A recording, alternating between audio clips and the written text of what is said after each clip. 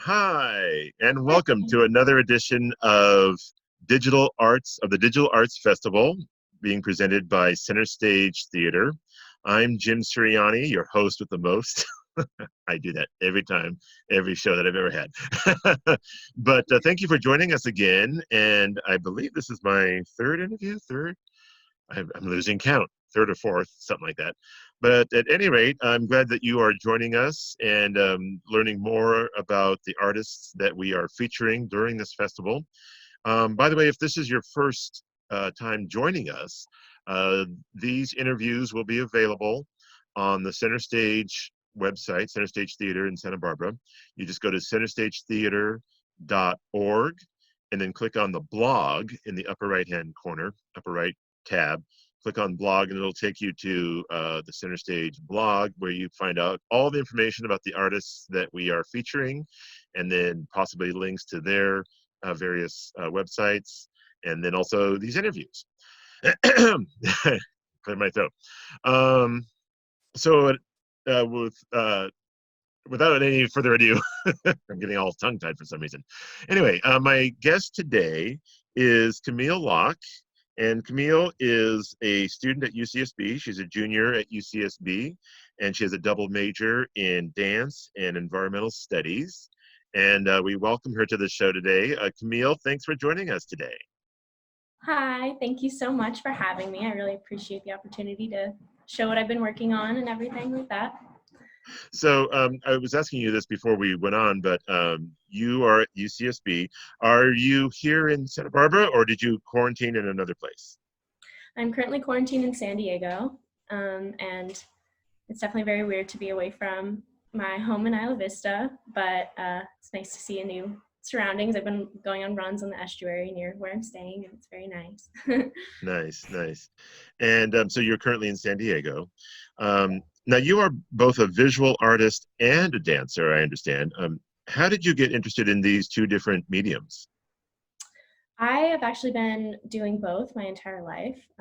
Been very lucky in that I started my ballet training when I was 3 years old, and very much did it every day, all the time. Was very much a ballerina until coming to college, and that's when I learned how to do like modern dance, and then was introduced to improvisation. And I started painting when I was in middle school. And then in high school, I did like AP Art Studio and did a lot of painting on the side for fun. And I began college doing an art minor as well and took some courses in France, did study abroad program that was all painting and going to art museums. It was a really amazing experience, a lot of growth in my painting. Nice, nice. And I did notice on the by the way, if you want to check out some of Camille's work, you can go to the Center Stage blog, as I mentioned. And if you feel adventurous right now, if you want to jot this down as you're watching, if you want to go directly to the blog, it's centerstagetheatersb.blog, and actually the word dot, centerstagetheatersb.blog.wordpress.com. And there's a link to Camille's work right there at the beginning of the blog. And you can just, it says click here for Camille's portfolio, and you click on that and see all of her videos and some of her artwork as well as we are talking to her, if you want to check that out while you're watching the interview here. So Camille, let me also ask you, what is your creative process like, and is it different for the two different mediums? It's a very interesting question. I think my creative process is ever evolving. It kind of depends on my own like mental state almost, that like as a younger person when I was only doing ballet, I did a lot of like classical painting. I did a lot of realism, really strive for as much realistic, expression as I possibly could, and was not that many. I didn't have that much introduction to different types of painting as well as different types of dance.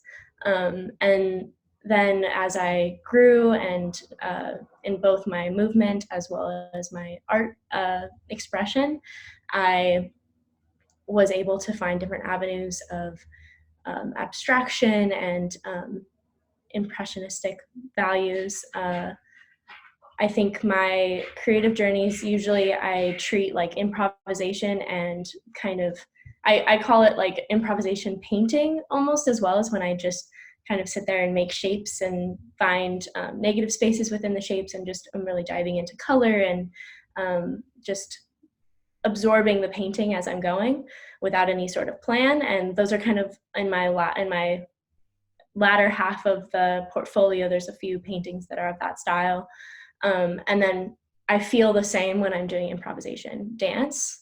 But if I am going to do like a more realistic painting or choreograph something, I have thought it through, have like intention and layers and meaning, and like take the time for it. And so it's really depends on what I'm trying to create. If it's going to be like abstract and very in the moment, and I'm intrigued in what my like mental process is in that moment, or if I have a long-term plan in terms of what I want to create. Very cool. Nice. And again, if you want to learn more about Camille, you can check her out on the Center Stage Theater blog. And the simplest way is to go to centerstagetheater.org. That's centerstagetheater.org, and then click on the blog tab. And all of her information is there. And you can also click on a link that will take you to all of her portfolio work. Her videos and such are all there on the Center Stage Theater blog as well. And then Camille, I understand your Instagram handle, which, can we give that out? Is that okay? Yes, definitely. Please do. Okay. I just wanted to make sure. Her Instagram is at burnt sienna art. I love that. burnt.sienna.art. And that's her handle on Instagram. And if you want to follow her on Instagram, that'd be cool. Again, that's burnt.sienna.art. And lots of fun stuff. I'm assuming lots of fun stuff on your Instagram, I'm sure. Yeah. So now, I understand, Camille, that you are involved with an organization called Movement for Movement, and I believe you're on the board for that group. Tell us about that organization. So Movements for Movements is an organization founded by Quentin Robinson, who's a very well-known hip-hop artist who I had the great pleasure of meeting last quarter through UCSB. He was performing and taught a master class, which is an amazing thing that Arts and Lectures does for dance majors. We get to take master classes whenever anyone comes through to do a performance opportunity. And I took a class with him and stayed after and told him that I was really interested in his work with his nonprofit, Movements for Movements. And he had seen me move, and for him, that's all it takes is interest and a movement vocabulary that seems like it works well with the organization. And obviously it's a little bit hard right now with traveling to be able to spread our work, but we've been offering online classes to try to get movement out there. It's mostly just to help people to move. We've gone to refugee camps and different women's shelters in order to kind of help people through their trauma and re-identify with their own bodies, to kind of create self-love in themselves in order to empower them in the, whatever environment that they're in. Nice. And what's the website for, is there a website for Movement for Movement? Yes, it's Movements for Movements, and it should be the first thing that comes up, and it's 4, like the number 4, not spelled out. And there's also a link in the blog as well under my. That's right. Yes, on the Center Stage blog. But the if people wanted to check out your website separately, it's Movements for Movements, and it's .org. .org. Or is it .com? Let me check it out. But it's again, .com. .com. Okay, so it's .com. And let me just jot that down so I don't forget. And again, that website is movementsformovements.com. And also there is a link on the Center Stage blog. And again, the Center Stage website is centerstagetheater.org. And just click on the blog link. And actually, there's a message about COVID-19 on the Center Stage website. And then below that message in red, there's the blog as well. You can click on that to get to it as well. So you could either go to the the blog in the tab or on the message, the COVID message in the middle of the website. And again, that's movementsformovements.com. And speaking of COVID-19, how are you dealing with studying? It seems like dance would be a hard thing to do remotely. How does that work out? Yeah, definitely very difficult to dance right now. I have been, like I said, I've been running in the estuary by where I'm staying. And there's some little like kind of areas that are a little more secluded within it. And I've done my own ballet classes out there just due to not a ton of room where I'm staying. And what's amazing is that the dance world is really pulling together for this with online classes and opportunities to dance with, some of the best professionals that you wouldn't necessarily have access to in reality, but they're posting on their Instagram stories of having, a ballet class every single day with Tyler Peck or something like that. And it's been really amazing to have access to that.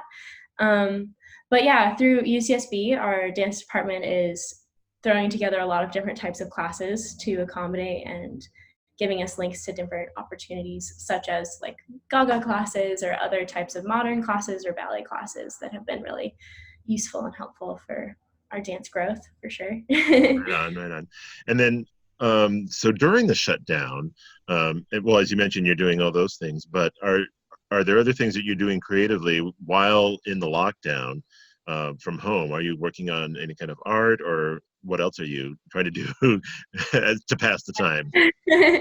I went to Target before they were not letting people in anymore and got some kind of low quality watercolors because that's all I could get. But it's been really nice to just sit down and paint some watercolors. I got a pour painting set and did my first pour painting. It's been interesting because I don't have any of the like resources I usually do for my own artwork. But it's definitely also made me search a lot more art through Instagram and other types of social media to get inspired and see what other people are doing during this time. Because, I think that the more people are home alone, not doing as much like what they're supposed to be doing, becoming more creative. And it's generally an opportunity for creation, even through this, terrible time that we're going through. It is Yeah. opportunity in some ways. Right, right. Well, that's really good. And again, to learn more about Camille, you can check out the Center Stage blog. Just go to centerstagetheater.org and click on the blog, and find out all the information about what Camille is up to. And oh, what I also wanted to ask you, Camille, that you had mentioned that you were a double major. Are you doing environmental studies at home, or are those courses online? Yes, yeah. So UCSB went all online at the very end of winter quarter, and I'm currently in two environmental science classes right now. It's very interesting. I think it's interesting in this time with studying the environment and having kind of the whole world climate change through this staying at home kind of thing where nature is coming back in some sort of way, in a different way, because there aren't as many people around. But I'm in a global food systems class right now, which is really interesting in relation to this, and trying to buy food when there is less food at the supermarkets than usual. Um, Yeah. yeah, no, it's interesting. It's feels very up in there, but as does everything, I feel like. But I think it is a time for inspiration for creation, definitely. Yeah, and well, and speaking of inspiration, is there anything that you're thinking about creating, maybe after the fact, after we come out of the whole quarantine thing? Is there anything that you might be inspired to create, either with dance or art, or that can tell your story about this whole experience? Is there anything that's kind of that you've been thinking about? Yeah, I definitely think that there's interest in social distancing with dance because dance is generally always very connected, and that's part of it, is this partnering, this sharing of weight, and cooperating through touch. And being a dancer my whole life, there is such a different like touch is such an integrated part of my life because I've always been near people and dancing with people. And to not have that, like to have that social distance, I think it is an interesting, it's starving people of a certain type of connection. And so I think that's an intriguing creative idea for me, is like choreography either without any touch or with a lot of touch, um, or some of both, and creating those comparisons through movement. Oh, wow. Yeah, that sounds really interesting and very cool. And I would love to see what that ends up being, once we emerge from the whole quarantine thing and Yeah. become new butterflies. Yeah, once our cocoon is broken. Exactly.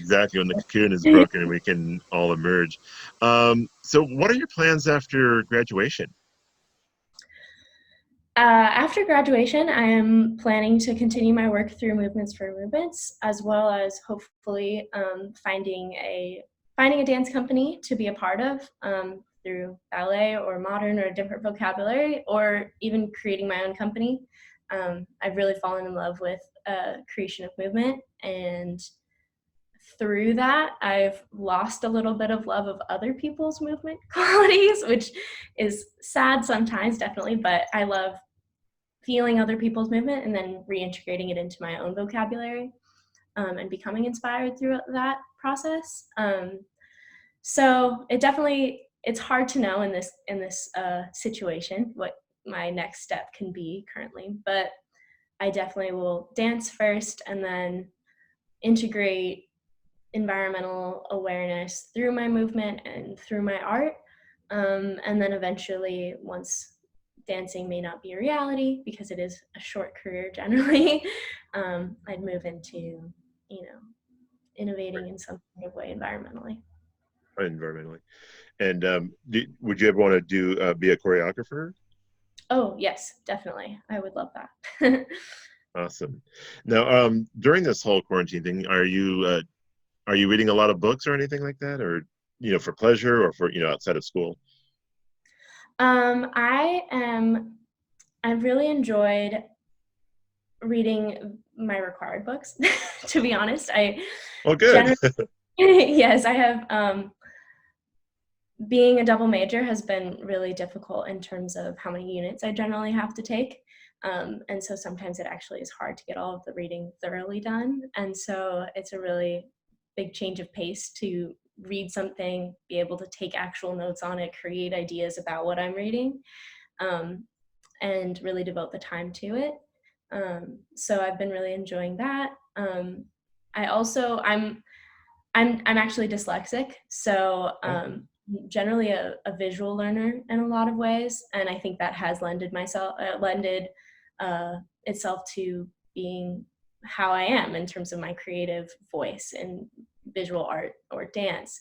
You can exchange so much information visually, and that is kind of where some of my passion lies in terms of I truly believe that communication can be really effective through nonverbal modes like dance or artwork, and that there is this like languagelessness and world communication that can happen through something that isn't English or words. right, And that and that's where I find the power of like emotion through movement, or and how you can communicate global messages through like climate change or whatever it is, that you can make someone feel it a lot more through art. Um, and so through that I've really enjoyed, like, the people I'm staying with are very interested in video games, and so I've been learning a lot about video games as someone who's never really played, and that recognizing that it is a visual art, it's a storytelling opportunity through digital art, and that's not something I've ever been personally aware of until now. So watching other people play video games has been a lot of what I've been doing, which has actually been very interesting.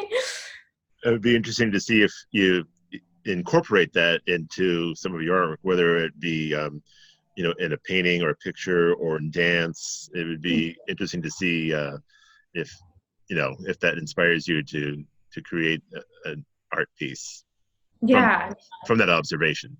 yeah, no, I definitely think it's interesting to kind of have this like video game language is like more violent, but there are those like cutesy aspects of it, or like color intrigue, or like creating your own character and having all of these different colors integrate with your character that you can create, and that there is such an individualism through that mode, and seeing how that does affect my own artwork.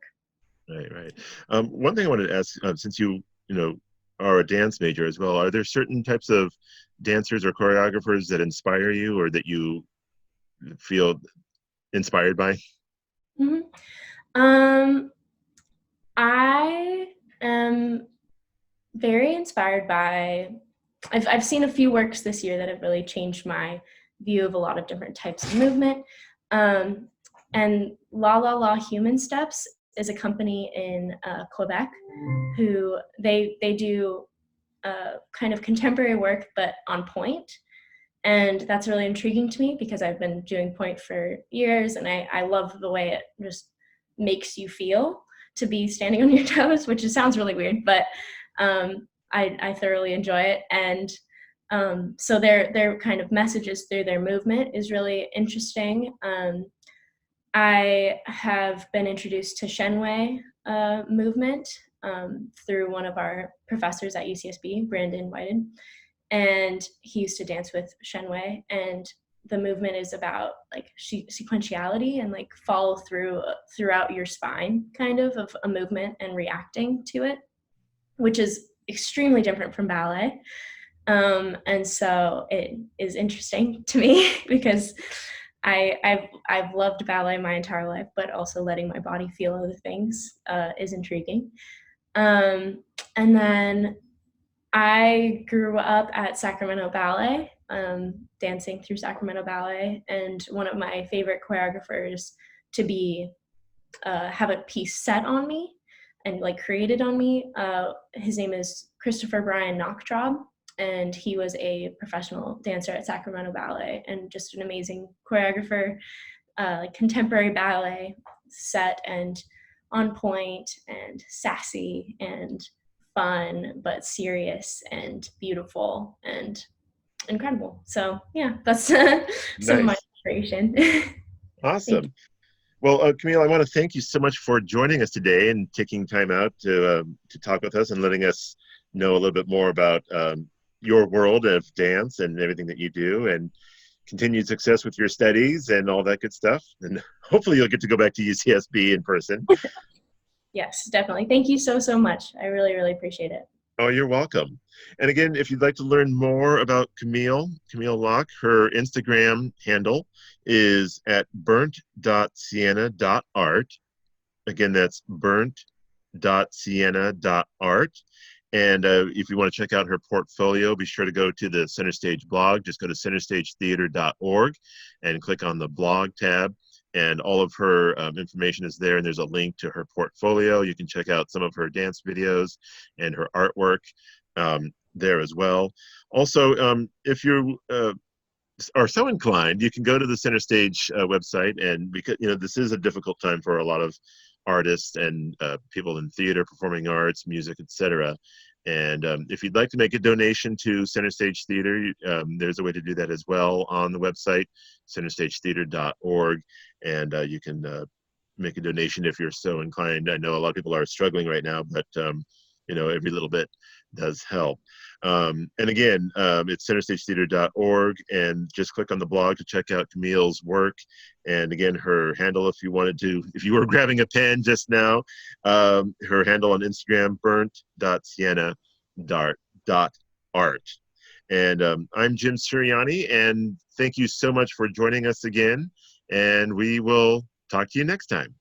Bye for Thank now. you. Bye now. Bye.